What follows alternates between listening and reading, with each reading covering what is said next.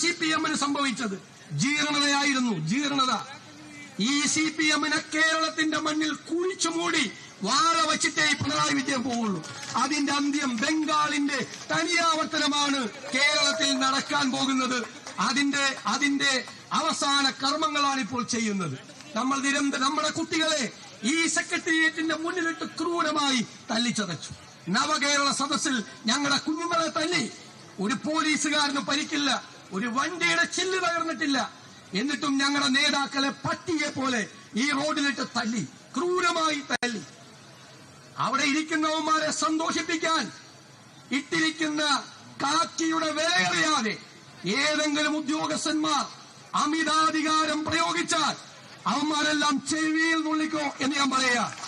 ഒറ്റൊരുത്തനെ വെറുതെ വിടില്ല, ഒറ്റൊരുത്തനെ. അധികാരവും നിയമവും പാലിച്ചോട്ടെ പോലീസ്. ഇന്നലെ കാണിച്ചത് അമിതാധികാരമാണ്, അമിതാധികാരം. അങ്ങനെയൊന്നുള്ള അധികാരം പോലീസിനാരും കൊടുത്തിട്ടില്ല. മുകളിലിരിക്കുന്നവന്മാരെ സൂചിപ്പിക്കാൻ വേണ്ടി ചെയ്താൽ ഒരുത്തൻ നടക്കണ കണ്ട ഇപ്പോ തെക്ക് വടക്ക് ഒരാളുമില്ല സംരക്ഷിക്കാൻ, ഒരാളും ഉണ്ടാവില്ല സംരക്ഷിക്കാൻ. എന്റെ അങ്കിളാണ് എന്ന് പറഞ്ഞിട്ടാണ് വേറൊരുത്തൻ വേറെ ഏർപ്പാട് മലപ്പുറത്ത് ചെയ്തത്. ഇത് മുഖ്യമന്ത്രി അങ്കിളാണെന്ന് പറഞ്ഞുകൊണ്ട്. എന്റെ മോനെ, ഒരു അങ്കിളും ഉണ്ടാവില്ല രക്ഷിക്കാൻ.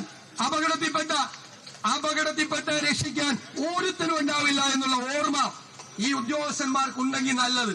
ഒരുപാട് നല്ല ആളുകളുണ്ട് പോലീസിൽ, നല്ല മനുഷ്യരുണ്ട്. അവരൊക്കെ സൈഡ് ലൈൻ ചെയ്യപ്പെട്ടു.